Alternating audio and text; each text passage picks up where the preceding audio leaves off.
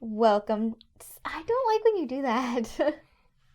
Welcome to Sips and Spirits, a podcast for lovers of both alcoholic and spectral spirits. I am your co-host, Chelsea. You looked at me like, I don't think you said it right. It sounded a little weird in my head, but I'm the other host, Eric. A little disclaimer before we get started. We are not historians. Any facts and stories are presented from various sources, and we make no claims that these tales are true. We just found them to be spooky and interesting. I have my time here already, so there's going to be something more. That was like 3 hours ago. It's still 3 hours ago. It's still great my time. It was. Towels in Sunnyvale. Sunnyvale, thank you so much. We are not mixologists, professionally anyways. Cocktails and spirits are tasted for the first time during an episode recording, unless noted otherwise. I'm like, where did I copy these from? Because some of this is like early episodes. I don't know. It's throwing me off. All right. So. And today's cocktail hasn't been tasted yet, so we gotta taste this first. Yes. But it's just because of the nature of the spirit and the information available to us, we went with a classic margarita cocktail recipe instead of getting one from the distiller like we usually do. So we don't know how this is gonna taste. Adventure.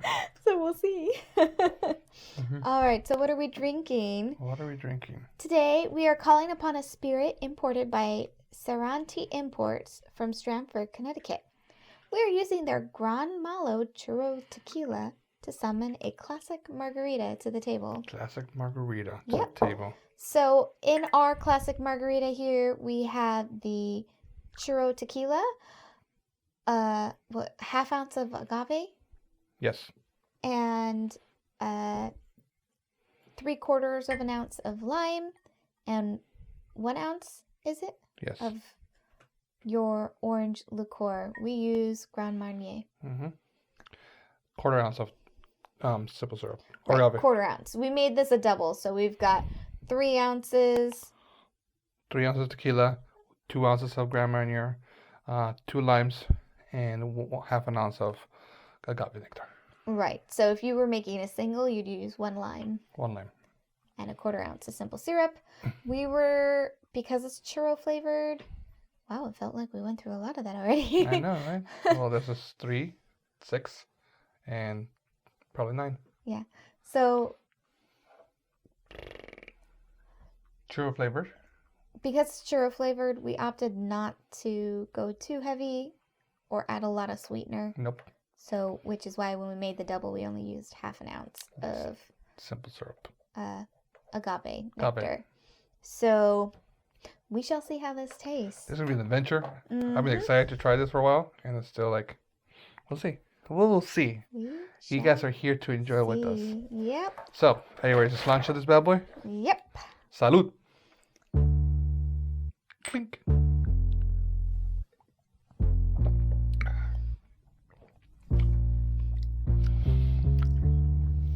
I feel like I just ate Christmas. I feel like, oh wait, there we go. That's tasty. It tasted like Cinnamon Toast Crunch at first. And then it tasted like wafer Cinnamon Toast Crunch, like the wafer cookies. And then it went back to Cinnamon Toast. Makes me think of a snickerdoodle. Yeah. Huh, interesting. I get the doughy baked. Like, I still feel like I just ate a wafer, like a churro flavor wafer. Interesting. Interesting. You ready to try that bad boy? Are we ready to try the actual cocktail? Cocktail? Yeah. Margarita. All right. Salud. Margarita time.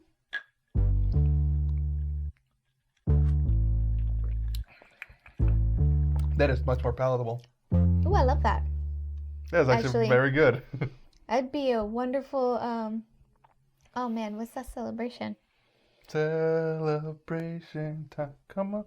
What celebration? In Mexico. Posadas? The posadas, where they go from door to door, and you just have like a punch bowl of this. I should know the song. No, no, no, no, no, no, no. I still know words to it. I don't know anymore. It's been a while since I sang it. Yep. All right. So normally we'd have the liquor facts here, but I am literally going to read off the bottle all the liquor facts we have because they don't have a website.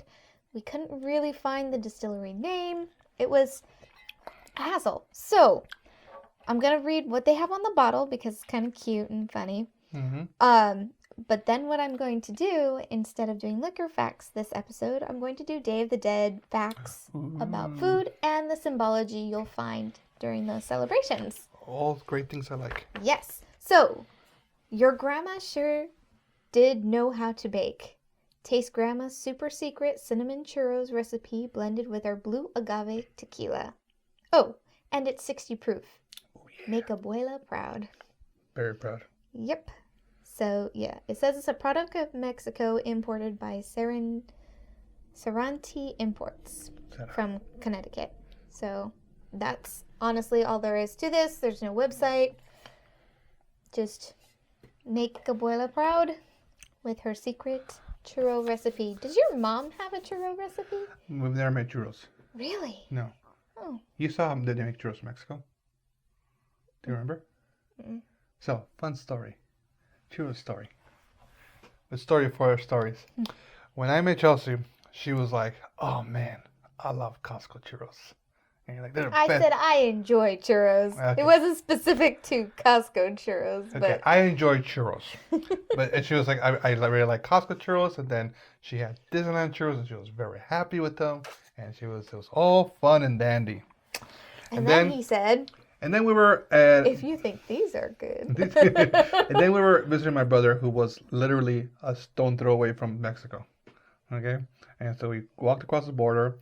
We walked around the pharmacies. We didn't buy anything because, we don't need medicine and whatnot. And then on the way back, there was a lady making churros. And I was like, Chelsea, you got to stop for a second. You got to try this churros. And she's like, okay, they're going to be any different than what I've had before. And so we go buy churros, and nice and warm.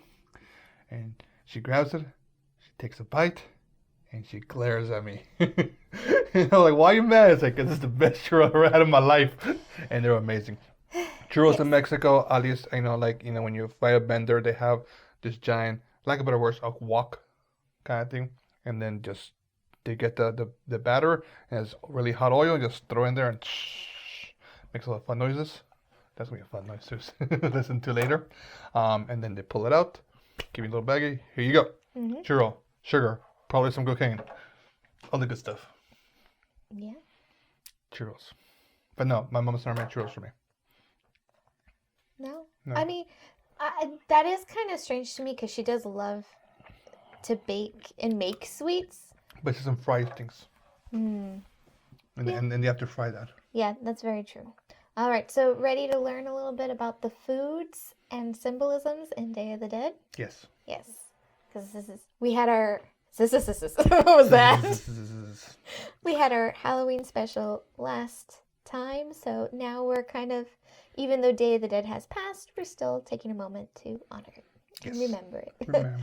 All right, so if you're not familiar, Day of the Dead, or better known as Dia de los Muertos, is a Mexican holiday where families welcome back the souls of deceased loved ones for a brief reunion that includes drink, food, and celebration. Dance. It is celebrated from October 31st at midnight through November 2nd. So technically November 1st, but some people kickstart it on Halloween night.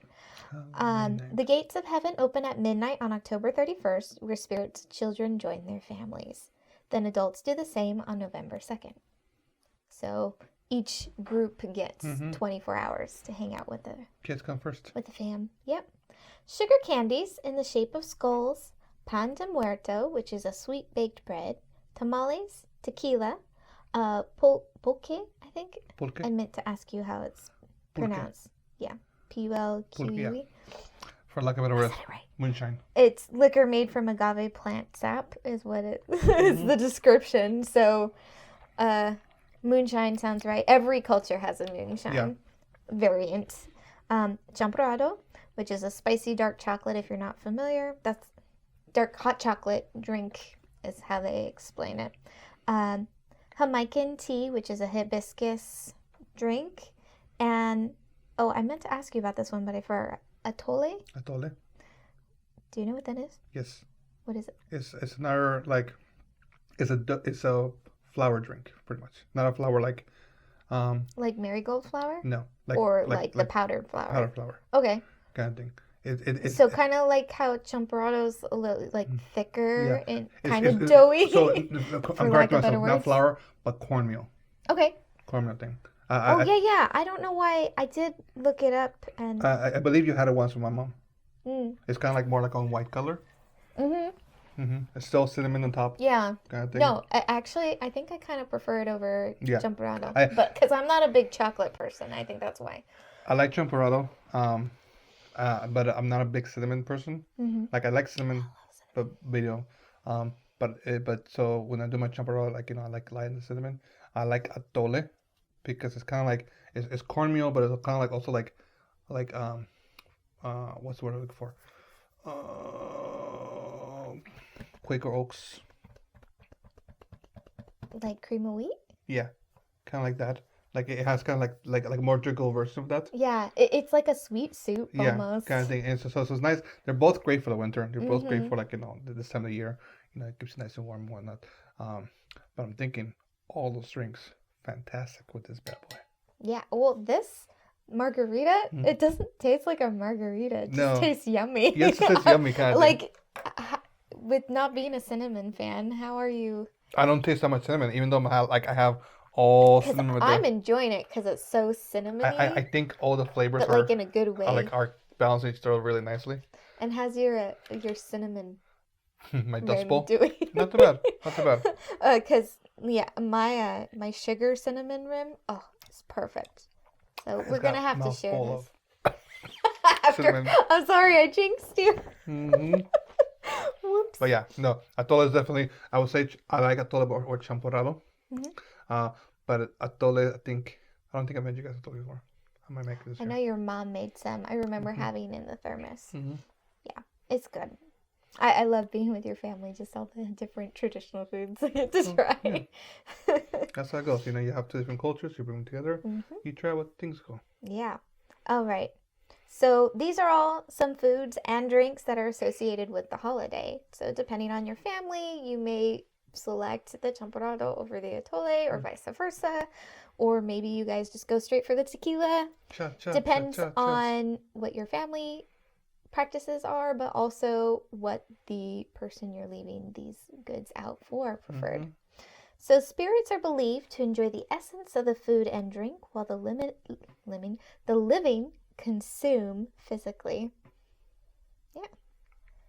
So it's not like you're taking it away from your visiting family. Nope. As you're consuming it. It's like they're enjoying it with you. Skulls, known as calaveras, and skeletons, halacas, are the most prominent symbols of celebration. I'm so sorry. I'm like excited, but I'm also cold. We're finally getting it nice and chilly here in our area. It's like, yes, it finally feels like fall, but from just having like 90-degree weather, I know, right? We're not quite properly acclimated. Also, almost sweatpants season. So, marigolds are scattered to make a path to help loved ones find their way. It has a very unique, sweet scent. Candles are also placed on altars as means of guiding the souls. What's up, Kat? Pumpkins and sugar cane may accompany the candles to symbolize the skulls and bones, which I didn't know. I never heard of that. No. But if you think about it, like the pumpkin does kind of look like a skull, and then you do the sugar cane, the rods, the full rods. Yeah. Yeah. No, that's cool. Look at another connection. There we go. Look at that. Papel picado has roots where Aztecs used tree bark for flags and signs. These banners symbolize the movement of souls and the fragility of life. Yeah, so if you're not familiar, those are those paper banners that you see. They're like multiple colors and they're cut out to these kind of neat scenes or even just designs. And they are very fragile because they're made out of tissue paper. Pretty much, yeah, it's tissue paper pretty much. And like You can use it like if we can fold them, if you fold them up and you cut a certain way, it makes pretty design. Right. Kind of It's thing. like making a snowflake, but yeah. So, and then the last thing is salt is placed on the altar for preservation and purification, while personal items such as clothes, trinkets, and photos are included to help the soul remember its previous form. Mm-hmm. Like I mentioned on our Halloween episode, when I was celebrating Day of the Dead as a kid, a lot of my relatives hadn't passed yet. The ones that I knew. So the ones that had passed were relatives that I didn't know or that my mom knew as a kid, kind of thing. So I do remember my neighbor's altar that they had. You know, I'm picturing their house like you walk in, you turn to the right, this big old hallway, there's all the bedrooms there, and there's the altar in the middle.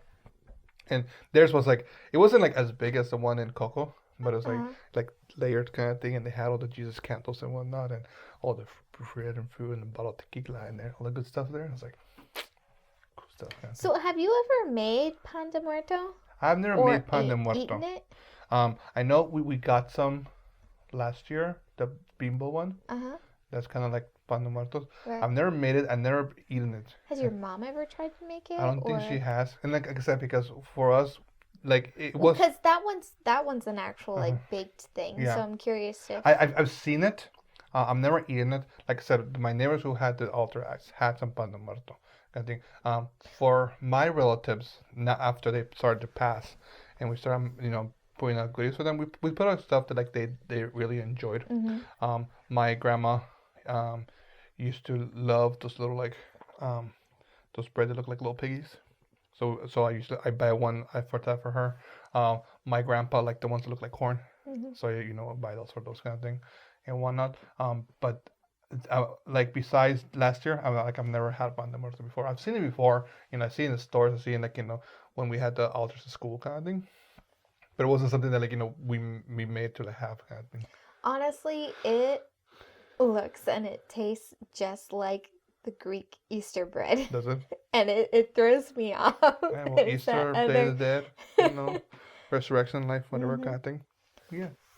In a way, actually, right? But yeah, now there's a little interesting thing about in some more native cultures, the whole idea of the so if you guys watched the Book of Life or Coco, like they have the offerings for the people who pass, and like you see people like I don't know if the cruise has this big like room full of food and whatnot kind of thing. You see when the little boy, I forget his name. Miguel. From Coco. Yeah. Okay. Yeah, Miguel from Coco. Like when he first like passes, you see all the like the deceased, grab the offerings from their graves and take them kind of home. Yeah, they actually like grab a ghostly version of it. They're carrying the kind of thing.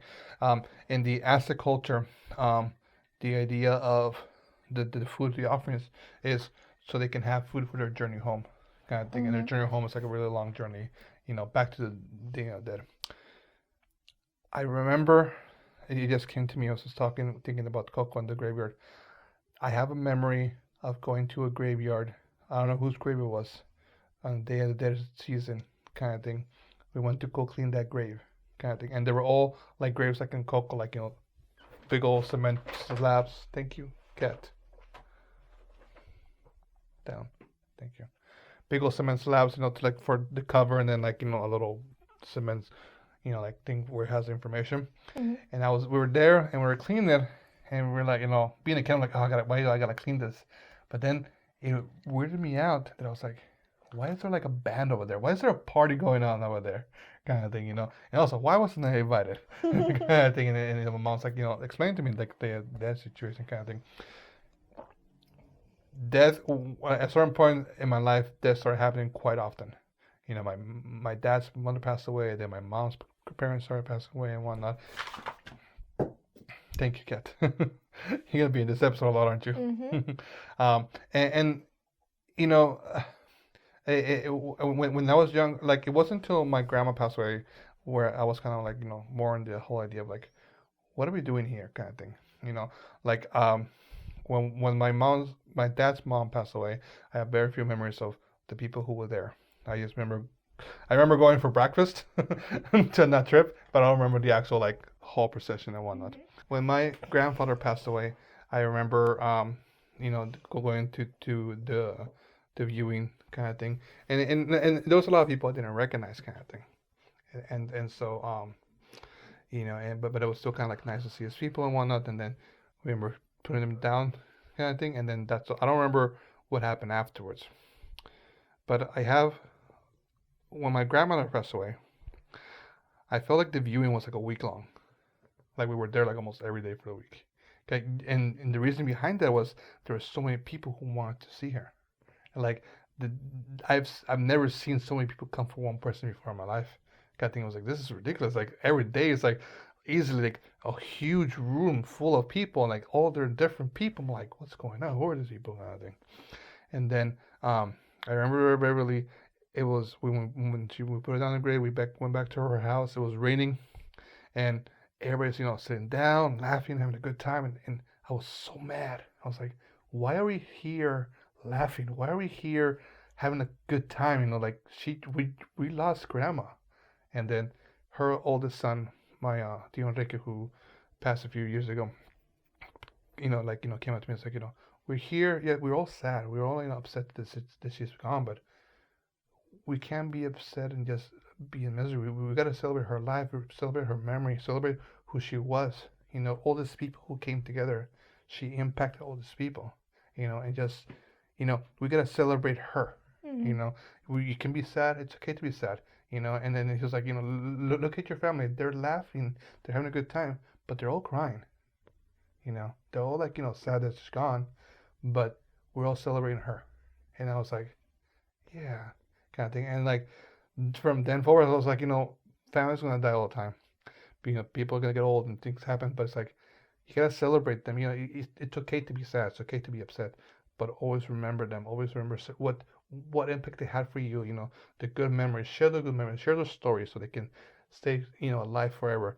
Do the Day of the Dead. Doesn't matter where you're from, you can always celebrate those who have passed and be like, this is their story, kind of thing, and whatnot. Anyway, I think that's funny that you were like, because your first like true like experience having to go through the whole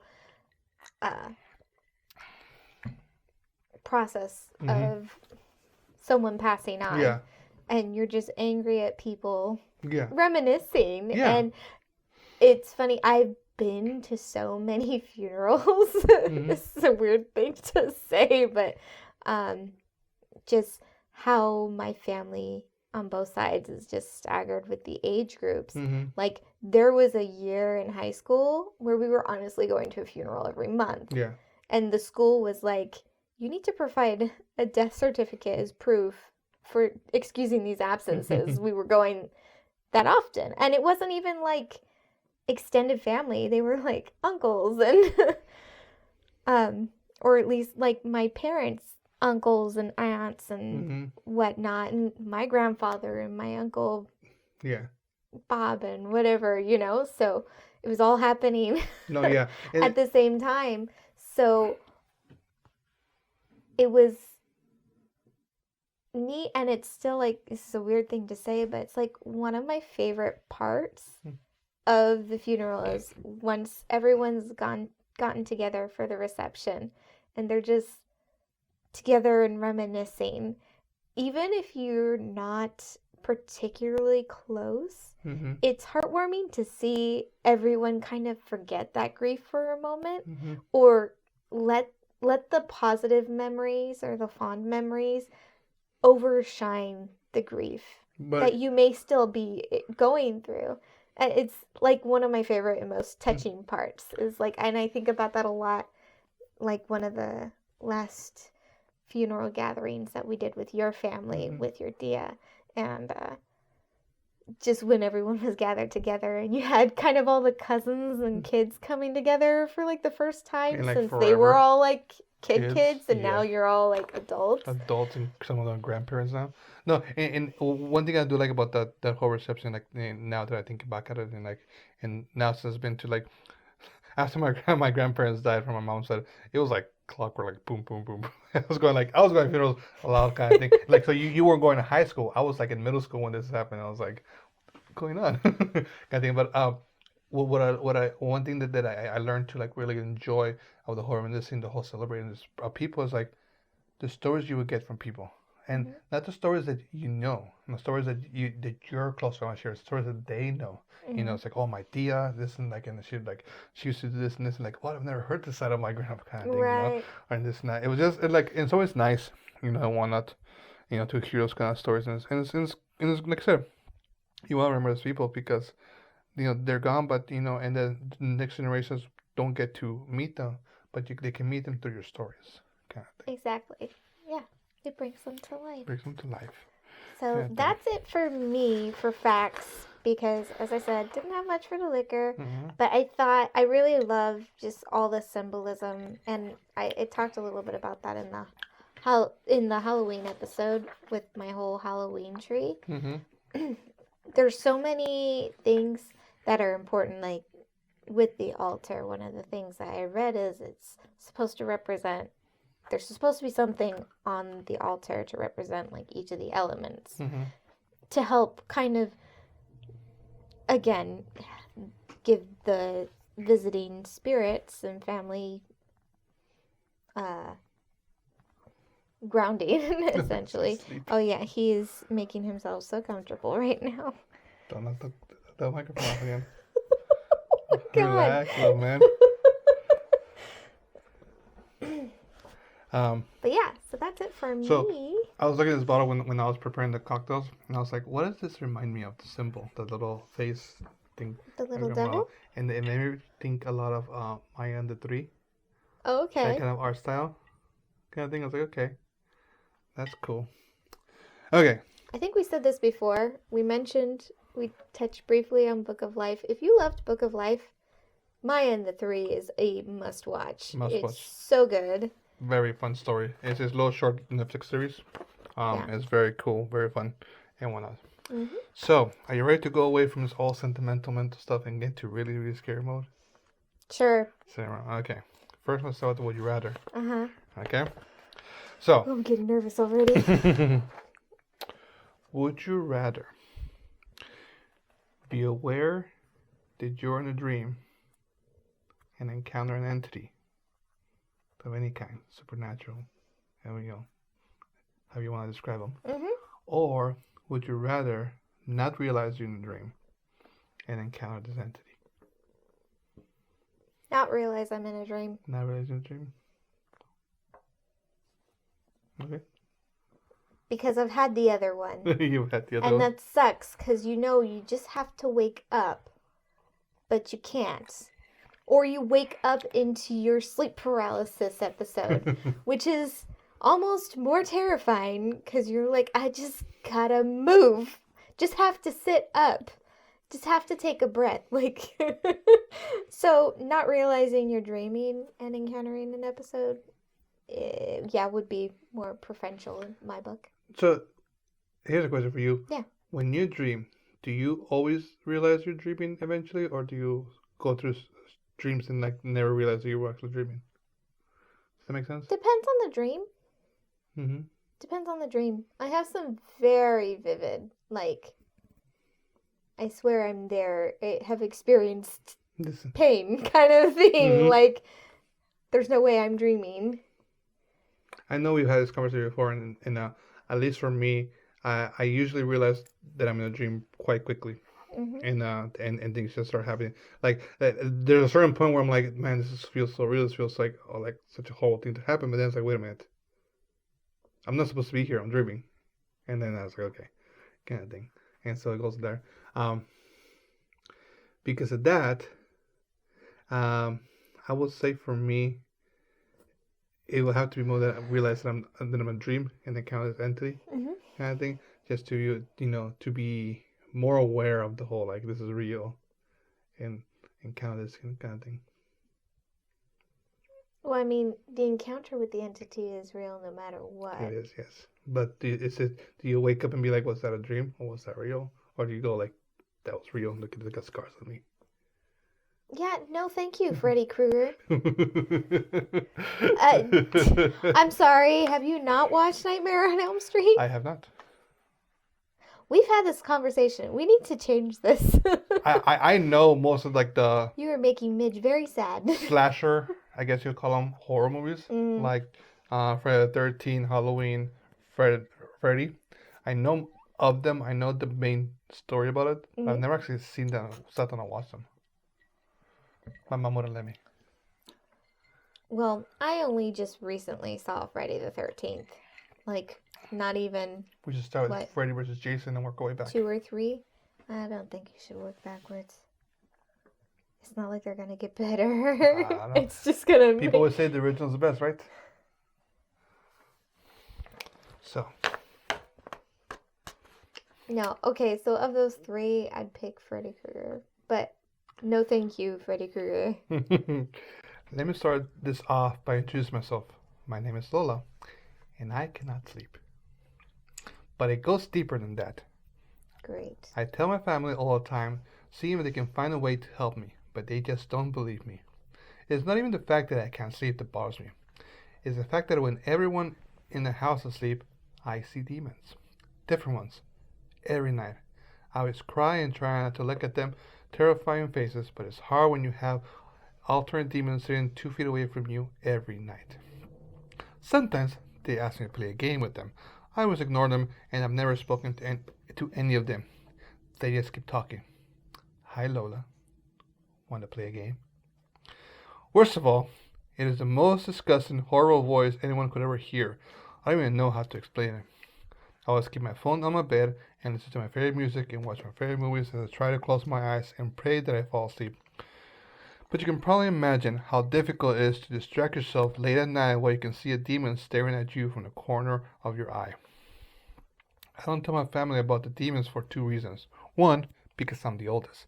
I don't want to scare my younger siblings. And 2, I don't want my parents to think I'm crazy because I don't want to be sent to a mental hospital. One night, I lay down and luckily, I fell asleep. Before everyone in the house too, because I saw no demons tonight. At least not right beside me. I had my first dream after not having any for a very long time. However, instead of having a peaceful sleep and nice dream, I had the most horrific nightmare I've ever had in my entire life. I was in a dark red room. All the doors were open, but I could not walk through them. In every door, there was the same demon, smiling at me with the whitest smile anyone or anything could ever have. There was no way out of the room, just a flight of stairs, very long stairs. Before I came and walked down, I woke up from the nightmare sobbing, and right next to me was the exact same demon I saw in my dream. Without realizing, I screamed while I was still bawling from my eyes out. My mom ran into my room, but the demon didn't move. I thought I could finally prove myself to my mom, so I asked her to turn on the light. Mom, look, there, do you see that? Lola, are you okay? What's going on with you? She asked me with a concerned look on her face. Don't you see that? Right there? Sweetie, there's nothing there. Maybe you really haven't been sleeping. I think you're going a little crazy. I started sobbing again. Maybe I am just insane. Maybe there's not even a demon by my bed and I'm just imagining. How about you come to sleep in Dad and I's room the rest of the night before you calm down a bit? Yes, please. I took my pillow and followed my mom to her room. The more I walked away, the more the demon turned his head, watching me. The next night, I came by and my mom told me that I had to sleep in my room again. When I slept in my parents' room, it was the first time I ever slept peacefully in over years. I begged her to let me sleep in her room one more night, but she told me no. I sighed, prepared myself for a new demon to watch me tonight. I lay down on my bed, watching my door, waiting for a demon to come walk in. Then my door creaked open, but it was the same demon from last night's nightmare. This is like a never-ending loop I can't get out of. Hi, Lola. Want to play a game? If this is my imagination, what if I say yes? What if I play the game? I took a long, deep breath, and I said, yes, I want to play a game. Thank you, Sky Cat. Don't play the game, Lola. She wants to. I see her face as I'm reading the story. I'm like, I knew this was going to happen. I hate you so much right now. Also, is Lola secretly from Twin Peaks? Is her name... Why can't I remember her name? Laura? Laura? Mm-hmm. Because do they not meet the detective in the red room with a grinning midget? Just saying. Yeah, my only note is don't play games with demons, Lola. Nope. Don't play games. Unless you're really good at fiddle. Title of this episode. If you're good at fiddle, then you go ahead and play. So all I kept thinking, though, while you're telling this story, which kind of helped me, it was my coping mechanism, okay? My sister showed me a trailer for, I don't know if it's a show or a movie. I think it's for a show. It's Nun, and she can see demons. And she beats, like, the heck out of them. And she sees them all the time. And, like, there's a scene where the priest is talking to her. And he's like, do you see the demons right now? And she's like, yes, of course. And there's, like, one over his shoulder. And he's like, well, how come you can see them and I can't? You know, priests versus nuns.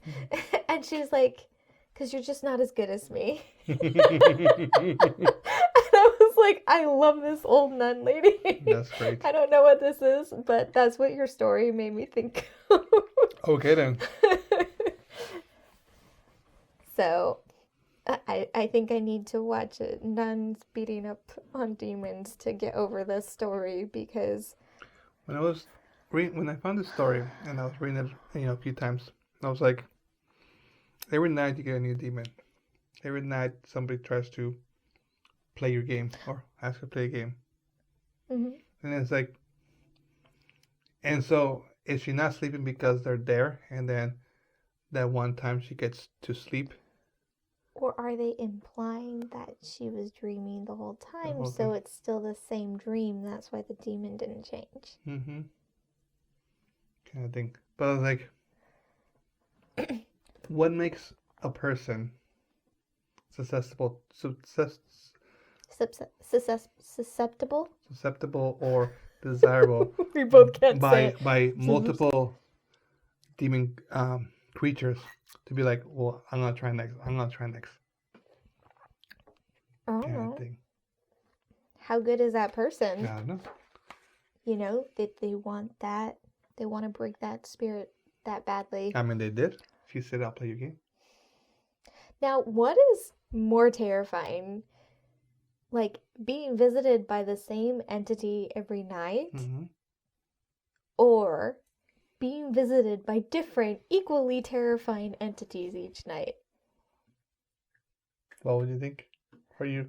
That's a hard one to say. Oh, I know my answer. Easy. No, because, like, honestly, like, I've never even given it thought before of, like, when I have my sleep paralysis episodes. Like, I'm always like, it feels like there's something there, but I've never thought further about, is it the same thing? Is it a different thing? And now, like, oh my God, I'm starting to shake. Like, not because I'm cold, but because I'm actually kind of nervous. Let's see what happens tonight. Oh my God, what? Why did I even say anything? For me... I'm so stressed right now.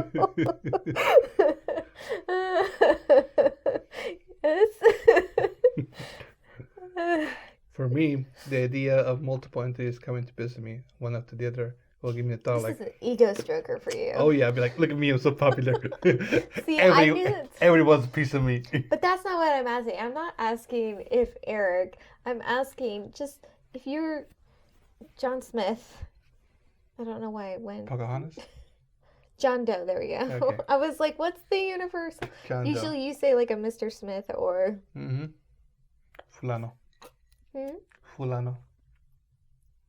In Spanish, you say fulano. Fulano? Mm-hmm. Instead of like a John Doe? Yeah. Fulano. I don't know. What's that mean? It means... It doesn't even sound like a name. It's just like a arbitrary name. So if you find a unknown body, you call it a Fulano? I mean, I don't know if that's like it's more like slangish. Oh. You know, like if but I don't know if it's like an actual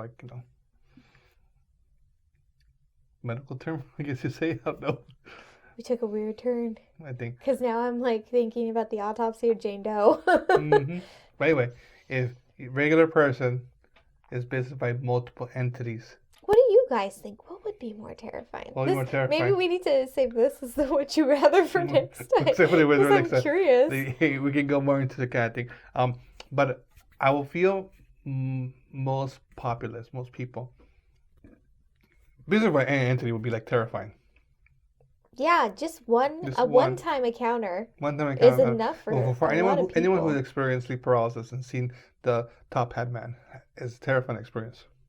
Yeah, even for me, when I've seen them, not a fun thing. But then the aliens came, and that's weird. But here and there. I'm sorry. Did you say and then the aliens came? Yes, I did. Are you trying to get a rise out of me? No, I'm just saying that's how it happened to me. But. Are you saying you were visited by aliens? I told you.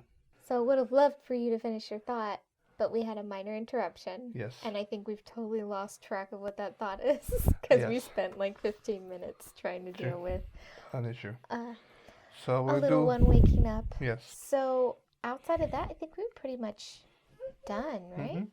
So we're ready for wrapping up with our last call. Last call, yes. Thanks for sipping along with us. We want to keep those spirits flowing. Be sure to show your support by reviewing and subscribing to our podcast. If you enjoy the show, be sure to share it with others. Yeah, we do have an email newsletter. October was a little rocky in keeping up with it, but we are back on track. Yes. By the time this episode's coming out. That's my goal anyway. That's our goal. So if you want to, please feel free to come join us via sipsandspirits.com/happy hour or join through our link tree on any of our social media accounts. You can always find our podcast on all hosts and or YouTube, whichever you prefer. You watch it on YouTube, you get to see my terrified faces during Eric's stories and just see our overall reactions. But if you are just a listen on the go kind of person, you can listen to us on any podcast platform of your preference. Mm-hmm. We also have a website, sipsandspirits.com, as well as we like to hang out social media wise on Instagram, Twitter, Facebook, and TikTok. So that's about it for us tonight. Mm-hmm. Interesting wrap up for the evening. Yes. But I greatly enjoyed this. This was actually surprisingly very enjoyable to drink. I was very skeptical when we first bought it. But I'm like, I have so many. You could make a whole like creepmas line with this. Yes. Like collection. Gran Malo, hit us up, and we will give you guys some ideas. Yeah. Tell you what, we'll inform our listeners of more about your company if you reach out to us, because we actually enjoyed this. Yeah, that's pretty good. All right, so it's time to close our Try to close the tab. Close that tab. Salud. Cheers. Salud.